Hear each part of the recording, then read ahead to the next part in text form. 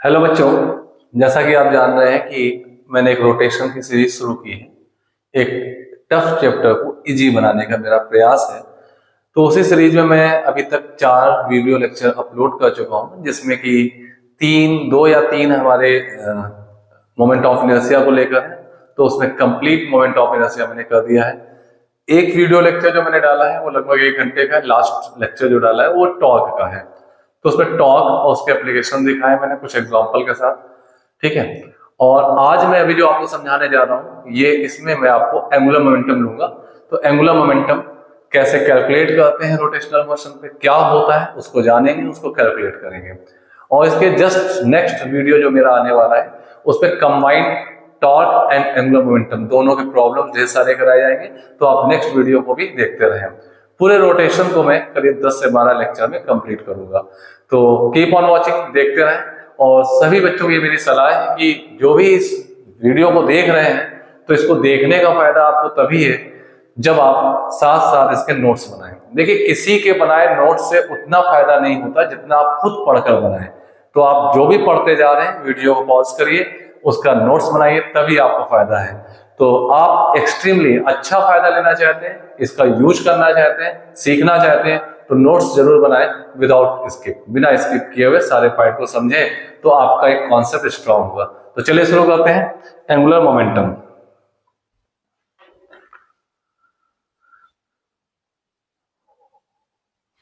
Let start. Angular momentum हम लोग शुरू करने जा रहे हैं। तो सबसे पहले जानते हैं एंगुलर मोमेंटम होता क्या है। अगर आपको ध्यान हो, आपने एक लीनियर मोमेंटम पढ़ा था लॉज ऑफ मोशन पे। लीनियर मोमेंटम,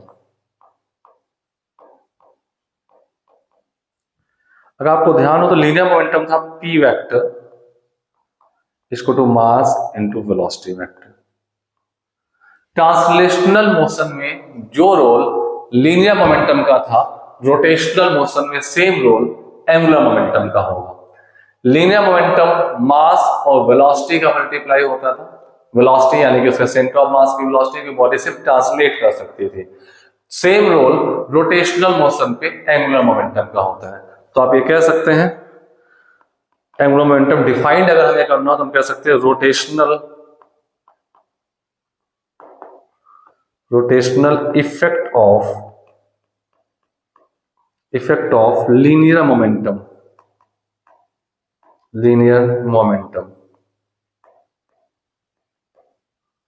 is defined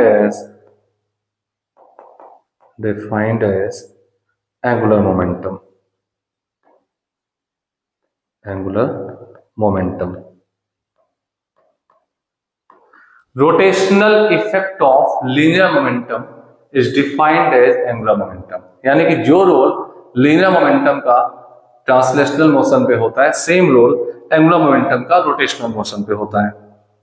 दूसरा पॉइंट हमारा आता है, जैसा कि मैंने पहले भी इसमें आपको बताया कि इस चैप्टर में 3 टाइप के मोमेंट पढ़ेंगे आप, जिनमें से पहला आप मोमेंट पढ़ चुके हैं मोमेंट ऑफ इनर्शिया। दूसरा आप पढ़ चुके हैं टॉर्क यानी कि मोमेंट ऑफ फोर्स। थर्ड आप पढ़ने जा रहे हैं यहाँ पे लीनियर मोमेंटम, एंगुलर मोमेंटम। तो एंगुलर मोमेंटम को आप मोमेंट ऑफ लीनियर मोमेंटम भी डिफाइन कर सकते हैं। तो मैं यहां लिख देता हूं moment of linear momentum is defined as angular momentum.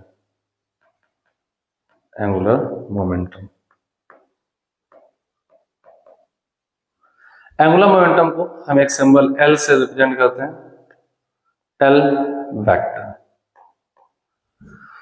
तो moment of linear momentum is defined as angular momentum. ये भी आपके पास एक डेफिनेशन हो जाती है, तो आप दोनों में किसी तरीके से इसको डिफाइन कर सकते हैं। तो अब हम देखते हैं कि एंगुलर मोमेंटम कैसे कैलकुलेट करते हैं। तो एंगुलर मोमेंटम जो आपके पास है ये 2 रीजन से हो सकता है।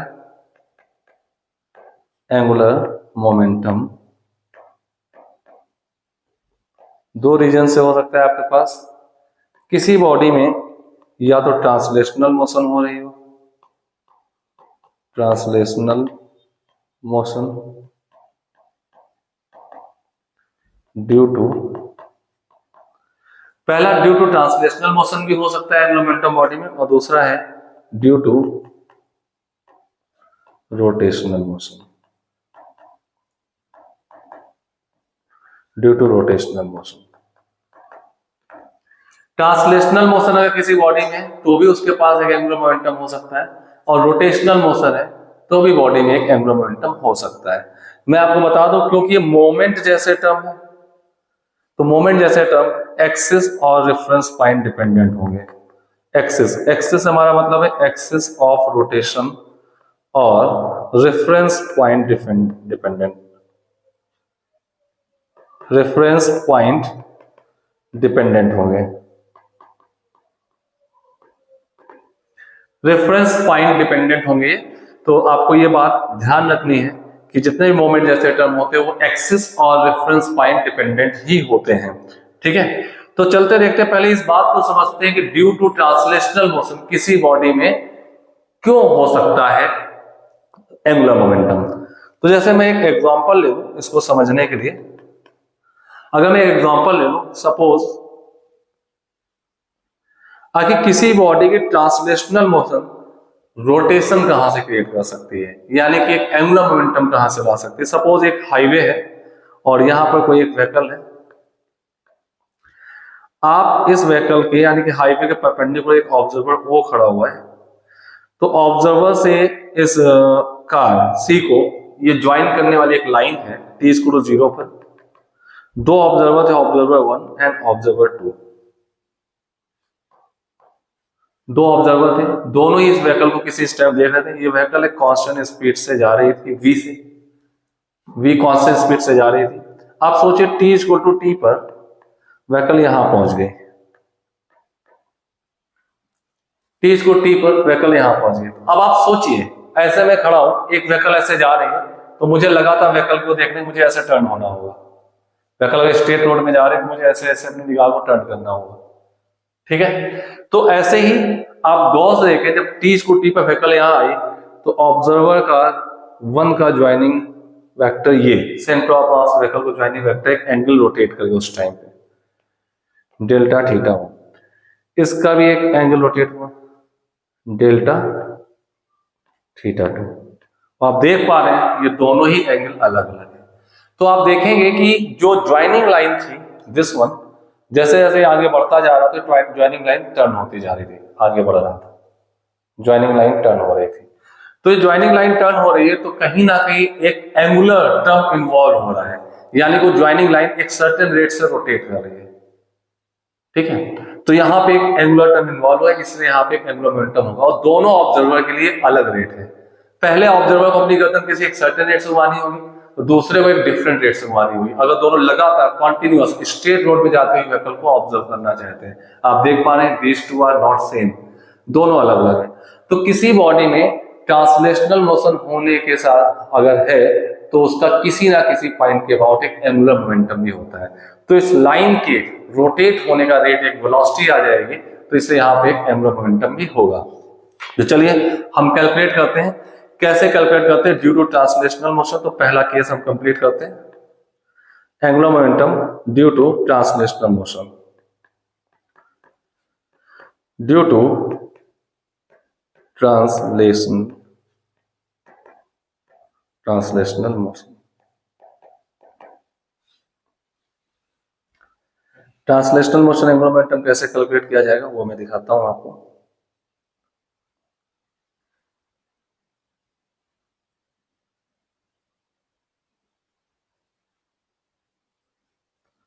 सपोज एक कोऑर्डिनेट ओरिजिन है, दिस इज वाई एक्सिस।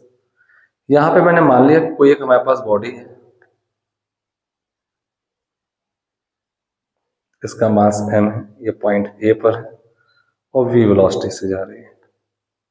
और जो मैंने डायग्राम दिखा है होरिजेंटल रोड पर है, यहाँ ओरिजिन होगा, ये एक बॉडी है, इस जगह कहीं ओरिजिन हो, बॉडी ऐसे जा रही है, यहाँ पे एक ओरिजिन होगा, बॉडी इस टाइप से जा रही है तो डिस्टेंस होगी, ऑन होरिजेंटल रोड है। ठीक है, इस पॉइंट O को आप मान सकते कोई एक चौराहा है 4 स्क्वायर, और यहाँ पे एक दूसरी रोड पे जो कट करके जा रही है उससे perpendicular along the x axis एक बॉडी भी स्पीड से जा रही, मास m है। यहां तक के इसकी डिस्टेंस को r मान लीजिए। तो ड्यू टू ट्रांसलेशनल मोशन जो एंगुलर मोमेंटम होता है, आप चाहें तो उसको LT कह सकते हैं, एंगुलर मोमेंटम को L वेक्टर से रिप्रेजेंट करते हैं तो LV हो जाएगा। ये आपके पास होता है मोमेंट ऑफ लीनियर मोमेंटम। तो जैसा कि आपने टॉप में पढ़ा था मोमेंट ऑफ फोर्स होता था R क्रॉस F, तो ऐसे ही मोमेंट ऑफ लीनियर मोमेंटम होगा R क्रॉस P। इसको हम ब्रेक कर दें तो L वेक्टर आएगा R क्रॉस P के प्लेस में MV वेक्टर लिख सकता हूं। L वेक्टर मेरे पास आ जाएगा M R cross V, M R cross V, M R vector cross V vector. तो ये आपके पास एंगुलर मोमेंटम का एक टर्म आ जाता है। अगर इसको मैं एक्सटेंड कर दूं तो L की वैल्यू आ जाएगी M R V sine theta. इसका मैग्नीट्यूड आ चुका है। अब इसका magnitude M R V sine theta आ चुका है क्योंकि ये R और V के क्रॉस प्रोडक्ट से दिया जा रहा है, तो ये एक एक्सियल वेक्टर होता है, एक्सियल वेक्टर। इसकी डायरेक्शन जो दी जाएगी वो राइट हैंड थंब रूल से दी जाएगी। Direction right hand thumb rule से दी जाएगी। RHTR लिख दिया हमने, राइट हैंड थंब रूल से इसकी डायरेक्शन दे दी जाएगी। ठीक है, तो अब चेक करते हैं कैसे आता है। थीटा यहां पर क्या होगा, थीटा होगा पोजीशन वेक्टर और V वेक्टर वेलोसिटी वेक्टर के बीच का एंगल। अगर आपने टॉर्क वाला मेरा लेक्चर अटेंड किया है, वीडियो देखा है, तो R वेक्टर यहाँ पे वही है, एक एक्सिस ऑफ रोटेशन या एक रेफरेंस पॉइंट डिफाइन होगा जिसके रिस्पेक्ट में आपसे एंगुलर मोमेंटम पूछा जाएगा। तो उस रेफरेंस पॉइंट से बॉडी की वेलोसिटी वेक्टर तक का एक वेक्टर ड्रॉ करिए, पोजीशन वेक्टर, वही R कहलाता है। अब मैं आपको दिखाता हूं। बाय डिफॉल्ट मैंने यहाँ पे एक पॉइंट मास दे रखा है। अगर ये कोई एक रिजिड बॉडी भी होती ऐसे, तो हम उस पॉइंट मास मतलब उसके सेंटर ऑफ मास को काउंट करते हैं। आपको क्वेश्चन यहां किया गया है, find angular momentum of body, find angular momentum of this body. ये पॉइंट मास भी हो सकता है रिजिड बॉडी किसी के लिए भी। अगर पॉइंट मास तो एक फिक्स पॉइंट ए होगा, अगर रिजिड बॉडी उसका सेंटर ऑफ मास भी मैंने ए मान लिया। तो आप रिजिड बॉडी पूरी बॉडी को नहीं देखना होता, हमें सेंटर ऑफ मास को देखना होता है, उसकी वेलोसिटी को देखना होता है। इसका मतलब आप ये समझ जाइए, यही V जो है VCM है बॉडी का। ठीक है, तो अगर कोई अनडेफिनिट शेप की भी होती तो वो ए उसका सेंटर ऑफ मास हमने मान लिया, और सेंटर ऑफ मास की वेलोसिटी मतलब किसी और पॉइंट की वेलोसिटी से कोई मतलब नहीं है। Find the angular momentum of body, इस बॉडी का एंगुलर मोमेंटम निकालना है। ये स्टेटमेंट ही इनकम्प्लीट है, क्योंकि एंगुलर मोमेंटम जैसे टर्म होते हैं एक्सिस और रेफरेंस पॉइंट डिपेंडेंट होते हैं। यहां आपको ये बताना पड़ेगा कि बॉडी का एंगुलर मोमेंटम किस पॉइंट के अबाउट निकाला जाए या किस एक्सिस के अबाउट निकाला जाए। तो मैं अब यहां पे वो चीज देखता हूं, find angular momentum of the body about an axis passing through O, passing through O and perpendicular to plane। Plane इतने लिख दो तो इसका मतलब है कि perpendicular to the plane of body, यानी इस एक्सिस के अबाउट। ये वैसे बहुत जगह यहां पे सिर्फ इतना ही लिखा मिलेगा आपको, find angular momentum of body about point O। Point O का मतलब ही समझ जाइए, परपेंडिकुलर टू द प्लेन आ रही है।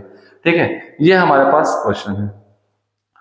तो हम क्या करते हैं, जैसा कि डायग्राम में आपको फॉर्मूला पता है, R क्रॉस V है, M R क्रॉस V ये लिखा हुआ है, M R क्रॉस V। तो सबसे पहले हम देखते हैं R हम कैसे बनाएंगे। तो मैं R आपको दिखाता हूं, R कैसे होगा। पॉइंट O से बॉडी के सेंटर ऑफ मास तक एक वेक्टर ड्रॉ करिए, पोजीशन वेक्टर, उसी को R वेक्टर कहते हैं, दिस वन। ये मैंने एक पोजीशन वेक्टर ड्रॉ कर दिया, दिस वन। ये आपके पास एक R वेक्टर आ चुका है, O से यहां तक R वेक्टर आ गया। और बाय डिफॉल्ट R की डायरेक्शन देखें तो यहां पे एंगल बन रहा है आपके पास 90 डिग्री। तो आपको इस फॉर्मूले से देखें तो L की वैल्यू कितनी आएगी, A पॉइंट के लिए L का मैग्नीट्यूड हो जाएगा M V R या M R V। मैंने O से लेकर A तक के डिस्टेंस को R मान लिया, तो OA डिस्टेंस आपके पास R होगी। M R V साइन 90, तो L की वैल्यू आ जाएगी, साइन 90 होता है 1 M R V। अब रही बात इसकी डायरेक्शन की, क्योंकि एक एक्सियल वेक्टर है तो आप राइट हैंड थंब रूल से निकालेंगे आर वेक्टर की और फिंगर्स राइट हैंड की, and turning toward the V vector, तो आप देख रहे हैं invert the plane of board आ रहा है, तो invert the plane of board को हम इस डायग्राम साइन से लिखते हैं, ये इसकी डायरेक्शन बता रहा है, क्रॉस का मतलब इनवर्ट, डॉट लिख देते तो आउटवर्ड, ठीक है। या आप इसको ऐसा कह सकते हैं आर क्रॉस वी, तो क्लॉकवाइज सेंस है, तो आप इसको ऐसा भी दिखा सकते हैं, डायरेक्शन क्लॉकवाइज सेंस हो गया। और या इसको आप कह सकते हैं माइनस के कह। कई बार मोस्ट ऑफ केस में एंगुलर मोमेंटम या तो इनवर्ट होता है या तो आउटवर्ड होता है, यानी कि एक जेड एक्सिस पर ही होगा। अगर अपने बोर्ड को एक्स वाई प्लेन मान लो, आइदर आउटवर्ड आइदर इनवर्ट, तो हम सारे वेक्टर को एज ए स्केलर लिख सकते हैं, आउटवर्ड वाले को पॉजिटिव, इनवर्ट वाले को निगेटिव। तो समटाइम्स हम ऐसा भी करेंगे तो इसको निगेटिव साइन का भी ले सकते हैं। क्लियर? तो ये ट्रांसलेशनल मोशन से एंगुलर मोमेंटम का इस पोजीशन पे मैग्नीट्यूड आ चुका है और डायरेक्शन आपके सामने लिखी हुई है। सपोज बॉडी हॉरिजॉन्टल रोड पे ऐसे चलती चली जा रही, ओरिजिन तुम्हारा ये, बॉडी ऐसे हॉरिजॉन्टल रोड पे चलती चली जा रही, किसी इंस्टेंट पे कहीं बॉडी आगे पहुंच गई, कोई ग्रेविटी ऐसा नहीं और हॉरिजॉन्टल रोड चल रही है।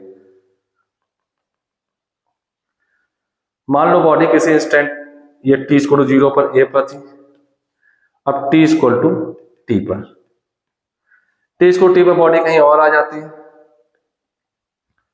सपोज मान लेते हैं b पॉइंट पर आ गई, मास m है, बॉडी अभी भी v वेलोसिटी मेंटेन कर रही है।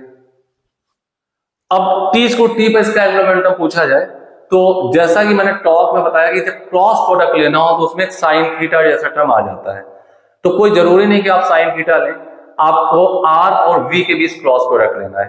तो आप क्या करिए, v की वेलोसिटी की डायरेक्शन को बैकवर्ड और फॉरवर्ड एक्सटेंड करिए और रेफरेंस पॉइंट से परपेंडिकुलर डिस्टेंस निकाल लीजिए। तो वो भी हम करके दिखाएंगे। तो सबसे पहले हम यहां देखते हैं, अगर मैं यहां पे चेक करूं, इसको ऐसे ज्वाइन करूं तो इसका ये r डैश वेक्टर आएगा जो कि यहां से एक एंगल थीटा बना रहा है, एक एंगल थीटा बना रहा है। तो अब इस केस में अगर मैं देखूं इसका मैग्नीट्यूड, डायरेक्शन देखूं तो अभी वही होगी, r इस पोजीशन की r क्रॉस v, क्रॉसवर्ड है यानी कि इनवर्ड है, तो डायरेक्शन अभी भी होगी क्लॉकवाइज सेंस है या माइनस के। डायरेक्शन मैंने इस पॉइंट पे यहीं पे लिख दी है। मैग्नीट्यूड देखें तो L आपके पास आएगा m at b m v r sine theta, ये A पॉइंट का था, इसको A पॉइंट का लिख देता हूं, और ये B पॉइंट का है m v r sine theta. Clear? m v r मतलब यहां r डैश यूज होगा, sorry for that, r dash ये डिस्टेंस यूज होगी, तो मैं लिख देता हूं OB डिस्टेंस जो है वो r डैश है, हमें उस पोजीशन वेक्टर का मैग्नीट्यूड लिखना है, तो r डैश साइन थीटा। अब आप देख पा रहे हैं राइट एंगल ट्रायंगल आपको दिख रहा होगा, राइट एंगल ट्रायंगल OAB, ये एंगल भी थीटा हो जाएगा। तो आप देखें ये परपेंडिकुलर है, ये हाइपोटेन्यूज है, तो R upon right angle triangle का नाम लिख दूं मैं OAB, R upon R dash sine theta होगा। तो R के प्लेस पर R dash sine theta use किया जा सकता है। तो R डैश साइन थीटा को मैं R लिख दूं तो L एट B जो आ गया MVR आ गया। एग्जैक्टली ये MVR जो आया this is same as previous value, यानी कि A से लेकर B तक इसमें कोई फोर्स लग ही नहीं रहा, तभी हॉरिजॉन्टल लाइन में चल रहा था। जब कोई फोर्स नहीं है तो कोई टॉर्क नहीं हुआ, इसकी डायरेक्शन मैग्नीट्यूड कुछ नहीं चेंज हुआ, तो इस पॉइंट के बाद इसका एंगुलर मोमेंटम भी नहीं बदलेगा। और मैं आपको बता दूं ये कितना भी दूर क्यों ना चला जाए, इन्फिनिटी डिस्टेंस चला जाए, तब भी आप v की डायरेक्शन को एक्सटेंड करेंगे तो परपेंडिकुलर डिस्टेंस हर केस में यही मिलेगी, O से A ही मिलेगी, तो इसका एंगुलर मोमेंटम कभी भी नहीं बदलेगा, रिमेन्स अनचेंज। आप एक पॉइंट ले लीजिए चौराहे पर, एक उसके परपेंडिकुलर रोड जा रही है, इस रोड पे कोई व्हीकल कितना दूर भी क्यों ना चले जाए, but constant mass constant velocity maintain किए हुए, तो ओरिजिन के अबाउट उसका एंगुलर मोमेंटम अनचेंज बना रहेगा। तो आप देख रहे हैं यहां से पता चल गया LA = LB। तो फाइनली जैसे हमने टॉप में कैलकुलेट किया था एंगुलर मोमेंटम निकालने का तरीका, तो मैं आपको यहाँ एक की पॉइंट लिख दूं, एंगुलर मोमेंटम आप कैसे निकालेंगे, L का मैग्नीट्यूड आ जाएगा m R perpendicular into V. आपको करना क्या है, आर परपेंडिकुलर क्या होगा, एम बॉडी का मास होगा, आर परपेंडिकुलर होगा वेलोसिटी की लाइन ऑफ एक्शन को फॉरवर्ड और बैकवर्ड एक्सटेंड करिए और उस वेलोसिटी की लाइन ऑफ एक्शन की रेफरेंस पॉइंट से परपेंडिकुलर डिस्टेंस काउंट कर लीजिए। तो ये आर वही परपेंडिकुलर डिस्टेंस है। तो गौर से देखें, अगर मैं यहाँ पे आपको दिखाऊं तो ये आपकी जो डिस्टेंस बनी दिख रही है this one, all the cases में इसी को आप आर परपेंडिकुलर कहेंगे which is numerically equal to R. R perpendicular ये आर के इक्वल ही होगी, ठीक है। तो ट्रांसलेशनल मोशन से ऐसे आप एंगुलर मोमेंटम कैलकुलेट कर सकते हैं। अगर ये पॉइंट मास है तो एक पॉइंट होगा, अगर कोई रिजिड बॉडी किसी भी शेप की तो आप सिर्फ उसके सेंटर ऑफ मास को देखिए, सिर्फ सेंटर ऑफ मास को उसका क्या ट्रांसलेशन हो रहा है, वो उस बॉडी का ट्रांसलेशनल मोशन से एंगुलर मोमेंटम मिल जाएगा। डायरेक्शन में क्लियर है, क्लॉकवाइज आ रहा है तो इनवर्ड, एंटी क्लॉकवाइज आ रहा है तो आउटवर्ड। इनवर्ड वाला जो होगा वो माइनस के कैप या क्लॉकवाइज साइन से माइनस के लिख देंगे, आउटवर्ड वाला जो होगा प्लस साइन से या प्लस के कैप से लिख देंगे।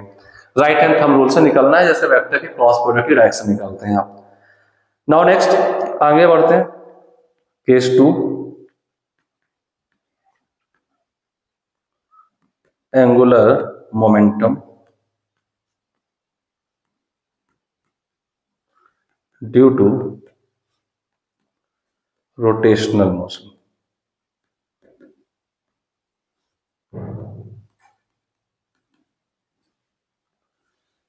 Angular momentum due to rotational motion. तो इसमें भी दो कैटेगरी में मैं आपसे बात करूंगा। पहली कैटेगरी होगी ऐसी बॉडीज जिनमें रेडियस का कोई एग्जिस्टेंस नहीं होता है, ऐसी एक बॉडी जिसमें रेडियस का कोई एग्जिस्टेंस नहीं होता है। तो पहले मैं आपको बता दूं angular momentum due to rotational motion का फॉर्मूला क्या होता है। जैसे मैंने आपको linear momentum due to linear momentum यानी कि due to translational motion angular momentum का फॉर्मूला बता दिया, ठीक है। तो बॉडी में ड्यू टू रोटेशनल मोशन क्या क्या होगा हम बता देते हैं। तो angular momentum due to rotational motion जो आएगा वो होगा I into omega. Rotational motion में क्या होगा, बॉडी का सेंटर ऑफ मास कहीं नहीं जाएगा, ठीक है, बॉडी किसी फिक्स पॉइंट के अबाउट ही मोशन कर रही होगी। तो रोटेशनल मोशन से एंगुलर मोमेंटम आई इंटू ओमेगा होगा। आपको ओमेगा एक वेक्टर क्वांटिटी, ये फॉर्मूला को ऐसे कह सकते हैं जैसे आपने ट्रांसलेशनल मोशन पढ़ा था P इक्वल टू mv। जो रोल ट्रांसलेशनल मोशन में मोमेंटम का होता है सेम रोल एंगुलर मोमेंटम का होता है। जो रोल ट्रांसलेशनल मोशन में मास का होता है same role moment of inertia का यहाँ पर है। जो रोल वहां पे वेलोसिटी का होता है ट्रांसलेशनल वेलोसिटी या स्पीड का, यहाँ पे एंगुलर वेलोसिटी या स्पीड का होता है। अगर बॉडी क्लॉकवाइज रोटेट कर रही है, ओमेगा क्लॉकवाइज है तो ओमेगा डायरेक्शन इनवर्ड होगी तो एंगुलर मोमेंटम भी इनवर्ड आएगा। अगर बॉडी एंटी क्लॉकवाइज रोटेट कर रही है तो डायरेक्शन आउटवर्ड होगी तो एंगुलर मोमेंटम डायरेक्शन भी आउटवर्ड होगी, क्योंकि आई जो है मोमेंट ऑफ इनर्शिया एक स्केलर क्वांटिटी है। तो पी वेक्टर आपके पास mv हो गया। तो मैं दो केस दिखाने जाऊं, पहले ऐसा केस दिखाऊं जिसमें नो रेडियस,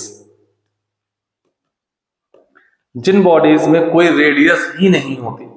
जैसे मैं एक प्लेट दिखाऊं, square plate, triangular plate, rectangular plate, rod, ऐसे चार केस आपके सिलेबस में है जिनके बारे में देखना होता है। तो चलिए देखते हैं। सपोज हमने कह दिया ये एक रॉड है, अब रोटेशन के लिए बॉडी का कोई एक पॉइंट जो होगा वो फिक्स तो होगा ही होगा, तभी रोटेशन हो सकता है। अगर बॉडी का ये पॉइंट फिक्स है, let us suppose point A भी रोड है, फिक्स है, इसका मास m है, इसका लेंथ l है और ये बॉडी ऐसे ओमेगा से घूम रही है। अब इस बॉडी का ओमेगा भी a के अबाउट ही दिया हुआ है, तो आपका एंगुलर मोमेंटम अबाउट a ही आएगा। Angular momentum of rod about point ए।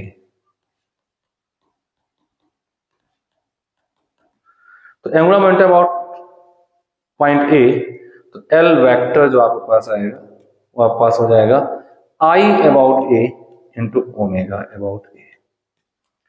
अब क्योंकि ये रॉड है तो एल वेक्टर आपके पास आएगा आई हो जाएगा रॉड का एंड के अबाउट जो एक्सिस है, इसके अबाउट मोमेंट ऑफ इनर्शिया आप पढ़ चुके हैं, ml²/3 होता है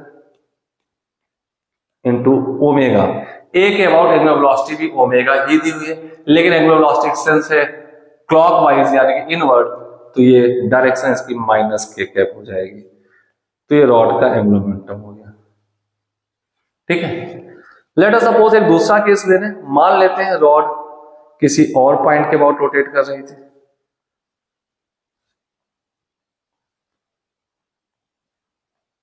रॉड इस टाइप से अपने सेंटर ऑफ मास के अबाउट रोटेट कर रही थी। ओमेगा वेलोसिटी से मास m था, लेंथ l थी, तो इसका एंगुलर मोमेंटम का मैग्नीट्यूड जो आएगा वो हो जाएगा I into omega. This implies that L is equal to I and centre about I होता है ml square by 12 into omega. अब आप देख पा रहे हैं ओमेगा की जो डायरेक्शन है, जो सेंस है, एंटी क्लॉकवाइज रोटेशन का है। ये ओमेगा दिया हुआ है, एंटी क्लॉकवाइज है तो पॉजिटिव के कैप आएगा, तो इसकी डायरेक्शन होगी प्लस के कैप में, या एंटी क्लॉकवाइज सेंस। इस टाइप से आप दिखा सकते हैं। ठीक है, अगर मैं आपसे बात कर दूं, एक हमारे पास स्क्वायर प्लेट है,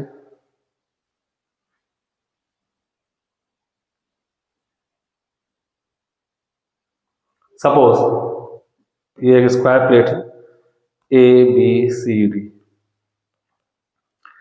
यहां पे इसको फिक्स कर दिया गया, मास m, l लेंथ की ये स्क्वायर प्लेट है।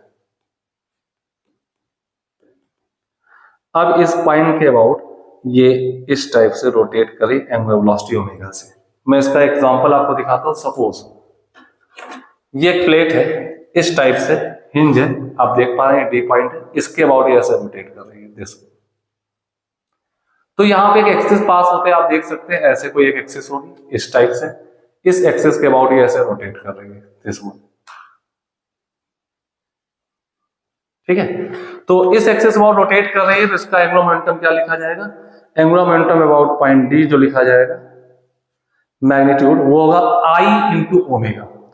ओमेगा इसी पॉइंट डी के अबाउट है, तो I आपके पास होगा इसके अबाउट। आपको पता है इसका यहां पर सेंटर ऑफ मास के अबाउट होता है moment of inertia ml square by 6, तो इसके अबाउट क्या होगा? तो I अबाउट डी पॉइंट आएगा इंटू ओमेगा। अब क्योंकि सेंस इसका क्लॉकवाइज है, एंटी क्लॉकवाइज है, तो आउटवर्ड है तो प्लस के कैप होगा, डॉट भी लिख सकते हैं, आउटवर्ड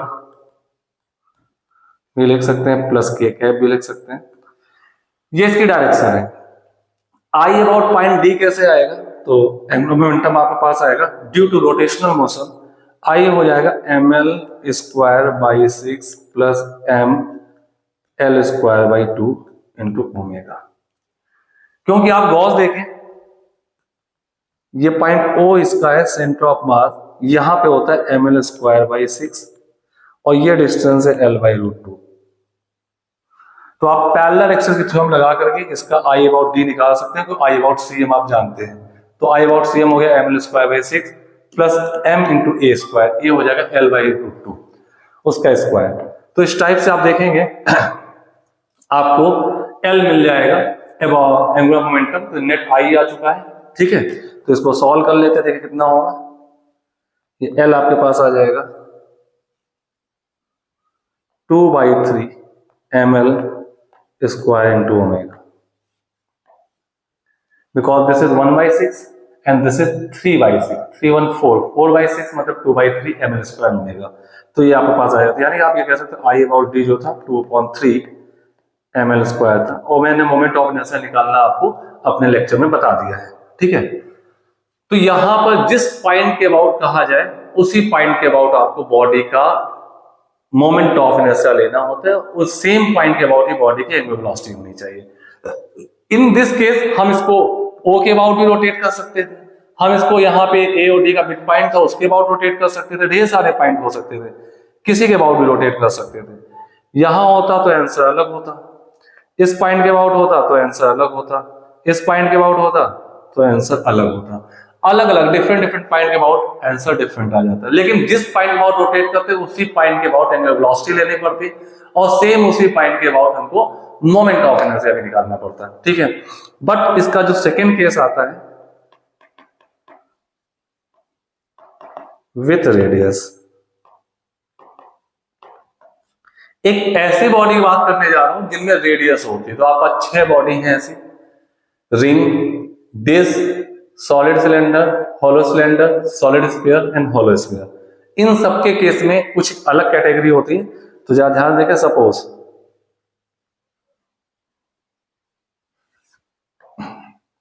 यहां पर है, अब ये बॉडी कोई मान लेते हैं, सपोज ये सॉलिड स्फीयर है,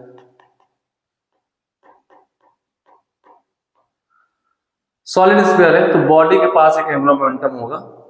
सपोज ये ऐसे घूम रहा है anti clockwise, mass M radius R का है, तो ये इसका पॉइंट सीएम है, तो इसी को हम एलसीएम भी कहेंगे। एलसीएम जो कि रोटेशनल मोशन सेंटर ऑफ मास के अबाउट मोस्ट ऑफ केस में, क्योंकि आप जो ये ऐसी बॉडी जिनमें रेडियस का एग्जिस्टेंस होता है ये रोल कर सकती है, तो रोलिंग जब होगी तो इनका ओमेगा जो होगा हमेशा सेंटर ऑफ मास के अबाउट ही होगा। तो रोटेशनल मोशन का एंगुलर मोमेंटम एलसीएम जो होगा वो आईसीएम इंटू ओमेगा से दिया जाएगा। तो आईसीएम आपके पास क्या है, 2/5 mr² solid sphere into omega. और डायरेक्शन की मुझे कोई जरूरत नहीं बताने, क्योंकि ऑलरेडी मैं कई बार बता चुका हूं। डायरेक्शन है एंटी क्लॉकवाइज, तो प्लस के कैप, आउटवर्ड होगी डॉट प्लस के कैप, इस टाइप से, तो इसका एंगुलर मोमेंटम हो जाएगा। तो सॉलिड स्फीयर उसका आई लगा दिया आईसीएम, हॉलो स्फीयर होगा उसका आईसीएम लगा देंगे 2/3 mr², तो जो भी आईसीएम आएगा वो आप यूज कर लेंगे। अब इसका केस 3 आता है, angular momentum due to rolling. Angular momentum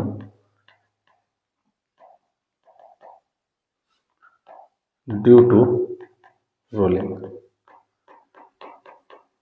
जैसा कि आप जानते हैं, combined effect of translational motion and rotational motion. एक बॉडी में ट्रांसलेशनल मोशन भी आ जाए और रोटेशनल मोशन भी आ जाए, तो उसको हम combined effect of translational motion and rotational motion is known as rolling. मैं आपको रोलिंग पहले समझा देता हूं, बहुत बेसिक सा, क्योंकि बाकी इसके आगे डिटेल रोलिंग के बारे में बाद में लेंगे, हमारे अपकमिंग वीडियोस में आने वाला है। आप एग्जांपल सोचिए,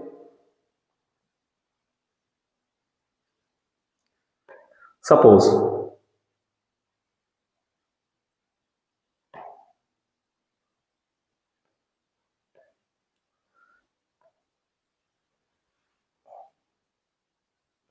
ऑन हॉरिजॉन्टल रोड आपके पास साइकिल है, साइकिल पे आप ब्रेक लगा लीजिए और साइकिल को खींचिए। अब आप देखेंगे साइकिल को खींचने पर कि उसका सेंटर ऑफ मास एक कांस्टेंट स्पीड से आप जिससे खींच रहे हैं उसको, उससे बढ़ता चला जा रहा है। सेंटर ऑफ मास एक कांस्टेंट स्पीड से आगे इस टाइप से बढ़ता चला जाए वेलोसिटी, बट रोटेशन इन्वॉल्व नहीं है उसमें, तो ऐसे केस में ये प्योर ट्रांसलेशन कहलाता है। क्या कहलाएगा? Pure translational. तो ये ट्रांसलेशनल मोशन है, ट्रांसलेशन मोशन है। अगर मैं यहां पर एक पॉइंट P ले लूं ग्राउंड पर, तो ग्राउंड पे मैं एक पॉइंट P ले लूं, तो पॉइंट P के अबाउट पॉइंट P मैं अगर इस बॉडी का, ये मान लेते हैं सॉलिड स्फीयर नहीं हुआ, रिंग टाइप मान लेते हैं। अगर एक व्हील है, व्हील ऑफ साइकिल है, इसको मैं रिंग में मान लिया, मैंने रिंग मान लिया, रिंग है, तो अबाउट पॉइंट P इसका मुझे एंगुलर मोमेंटम चाहिए, जिसकी मास m मान लेते हैं, रेडियस r मान लेते हैं। ठीक है, तो ट्रांसलेशनल मोशन चल रही है, तो इसका एंगुलर मोमेंटम आएगा m r क्रॉस b। अब मैंने आपसे कहा पॉइंट मास होता है या आपके पास सॉलिड बॉडी होती, तो सीएम को हम देखें, सीएम को एक मास मान करके यहां से इसका एक रेडियस वेक्टर बनाएंगे। मैंने ये कोई गैप है नहीं, बस दिखाया है कि यहाँ पे पॉइंट P बॉटम का पॉइंट कांटेक्ट पॉइंट होगा, तो आर वेक्टर हमारा ये बनेगा जाकर के, दिस वन, ये आर वेक्टर होगा। आर वेक्टर वेलोसिटी वेक्टर बीच का एंगल 90 होगा, तो यहाँ पे अगर मैं मैग्नीट्यूड ऑफ एंगुलर मोमेंटम बात करूं तो m आर वी साइन 90, और साइन 90 हो जाएगा 1, और स्मॉल r की वैल्यू रेडियस कैपिटल R के बराबर होगी, तो m आर वी हो गया। और क्योंकि इसका डायरेक्शन r क्रॉस v है तो इनवर्ड है, तो ये माइनस के कैप होगा, minus K cap L vector. सिर्फ ट्रांसलेशनल मोशन से बॉटम मोस्ट पॉइंट के अबाउट हमने एंगुलर मोमेंटम निकाल लिया है। अब देखते हैं रोटेशनल मोशंस।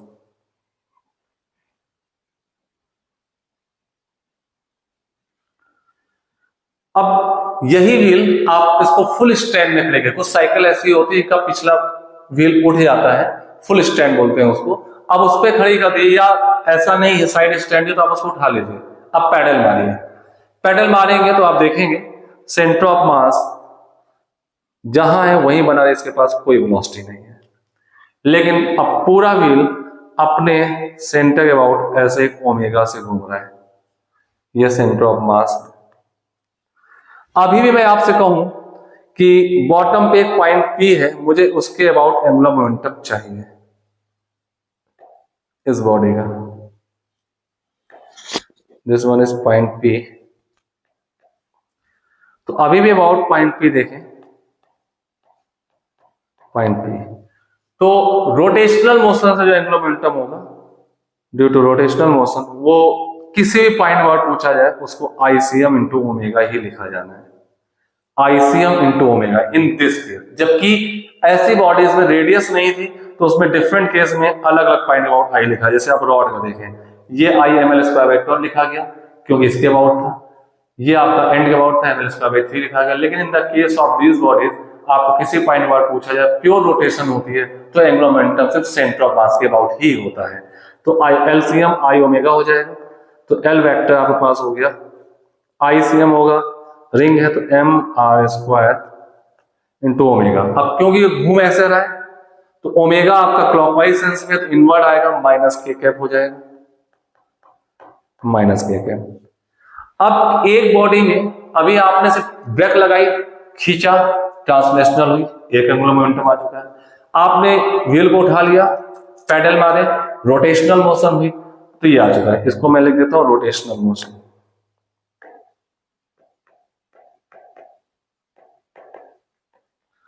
रोटेशनल मोशन हो गया। अगर किसी बॉडी में दोनों मोशन एक साथ आ जाए तो अब देखिए डायग्राम क्या बनेगा हमारे पास।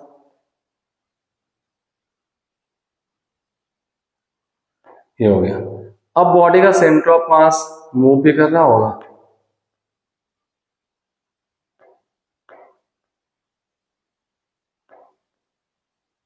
वी से, और ओमेगा से रोटेट भी कर रहा होगा। तो अब आपसे पूछा जाए कि हमारे पास एक पॉइंट पी है, इसके अबाउट इसका नेट एंगुलर मोमेंटम बताएं। ये पॉइंट पी है, तो अब आपके पास नेट एंगुलर मोमेंटम होगा किसी बॉडी का एम आर कॉस वी। ध्यान दीजिएगा, आर होगा पॉइंट पी से सेंटर ऑफ मास तक की का एक position vector into velocity of centre of mass होगी, M R cross V, sorry, plus ICM into omega. यानी कि दोनों ही ट्रांसलेशनल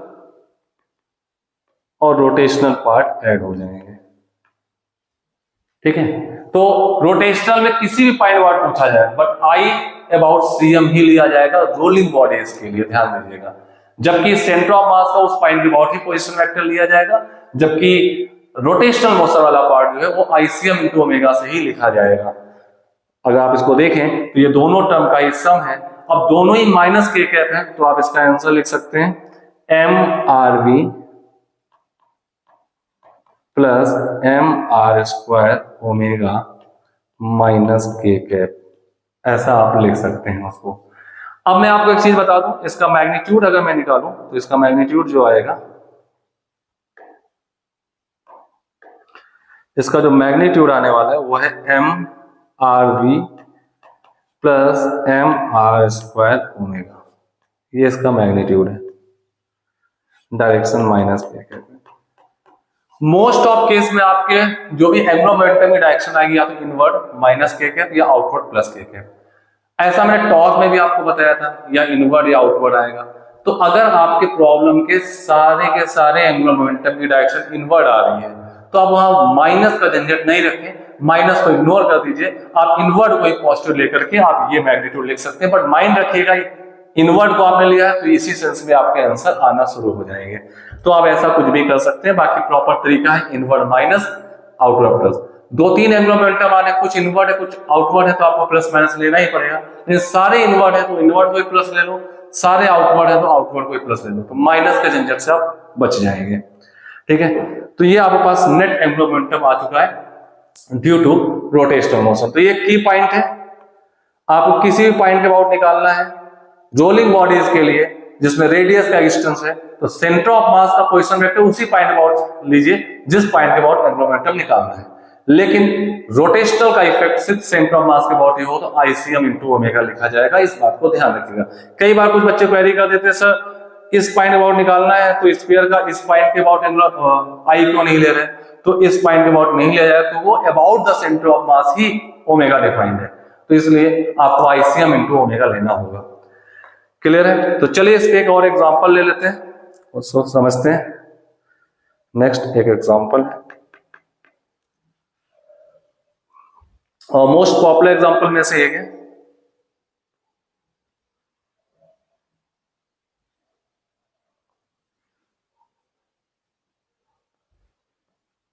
एक पॉइंट है O, Y axis X axis. आपसे कहा गया है एक m मास की हमारे पास बॉडी है, उसको u स्पीड से थीटा एंगल बनाते हुए प्रोजेक्ट कर दिया गया है। तो मोशन अंडर ग्रेविटी होगी और ये एक प्रोजेक्टाइल पाथ फॉलो कर लेगा। आपसे क्वेश्चन कहा जाता है find angular momentum of body, angular momentum of body about point of projection when it is at topmost point of its path, topmost point of its path। तो आप देख पा रहे हैं आपको कहा गया बॉडी का एंगुलर मोमेंटम बताइए about the point of projection, यानी कि पॉइंट O के अबाउट बताना है। When it is at the top most point of its path, तो सपोज इसका एक टॉप मोस्ट पॉइंट होगा कहीं ना कहीं, दिस वन इज, इस पॉइंट को हम P मान लेते हैं, यहां पर होगा। तो सबसे पहले हमें देखना है एंगुलर मोमेंटम कैलकुलेट करना है, ट्रांसलेशनल मोशन होगी तो आप यहां पे इसके पास वेलोसिटी क्या बचेगी। जैसा आप जानते हैं टॉप मोस्ट पॉइंट पर आकर वर्टिकल कंपोनेंट ऑफ वेलोसिटी जो कि इसका u sin थीटा वो 0 हो जाएगा और horizontal component of velocity ux जो u cos थीटा था वो यहां मेंटेन रहेगा, u cos थीटा।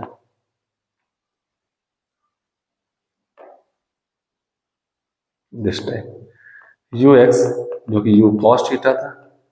इस प्रॉब्लम में इसके पास यही नेट स्पीड है तो इसको नेट वेलोसिटी v से लिख दिया जाएगा।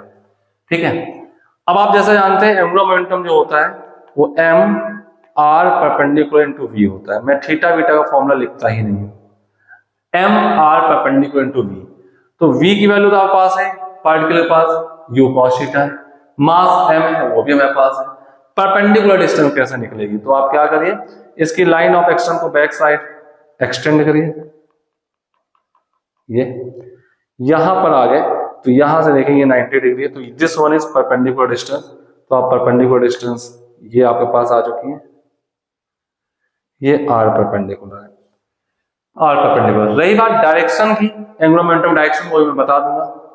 जो ये r परपेंडिकुलर है ये maximum height attend by the projectile के इक्वल देख सकते हैं, तो आप कह सकते हैं r perpendicular is h and the value of s is u square sin square theta by 2g। Projectile में आपने फॉर्मूला पढ़ा होगा u square sin square theta by 2g। तो r परपेंडिकुलर आपके पास ये आ जाएगी, तो एंगुलर मोमेंटम का मैग्नीट्यूड आ गया m u square sin square theta by 2g into velocity आपके पास है u cos theta. This is your answer. अगर मैं डायरेक्शन की बात करूं तो आप डायरेक्टली इसको ऐसे ज्वाइन कर सकते थे, ये r वेक्टर आएगा, ये line of action of r vector है, r क्रॉस v करिए तो क्लॉकवाइज सेंस आ रहा है invert the plane of board, तो ये invert the plane of board direction ये हो जाएगी invert, it means minus bracket. तो ये आपके पास एक डायरेक्शन आ जाती है। तो इस टाइप से एक बहुत इंपॉर्टेंट क्वेश्चन की कैटेगरी में आता है खासकर नीट और जेईई मेंस एग्जाम के लिए, angular momentum of projectile motion में। चलिए इसमें छोटी छोटी कुछ इंफॉर्मेशन मैं आपके साथ और शेयर कर देता हूं, उनको देखिएगा। अगर आपको याद हो तो आपने वहां पे कुछ लॉ पढ़े थे, वैसे मैं यहां बताने जा रहा हूं law of conservation of angular momentum.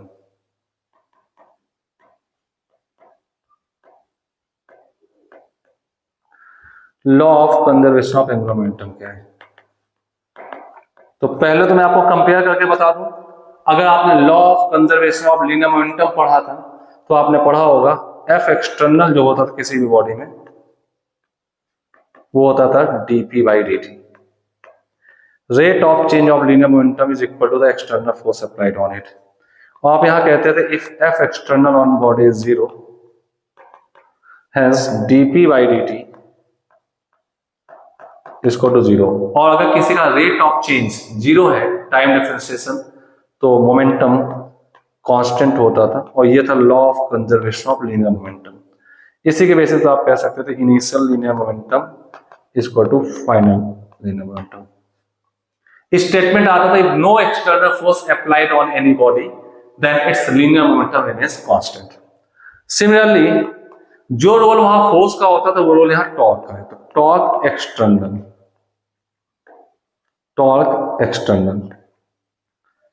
Equal to dl by dt, rate of change of angular momentum. और यहां आप कह रहे हैं अगर if torque external about any point is zero then rate of change of angular momentum is zero, and rate of change of angular momentum 0, it means angular momentum is constant. It means initial angular momentum is equal to final angular momentum. ठीक, statement क्या होगा? if there is no any external torque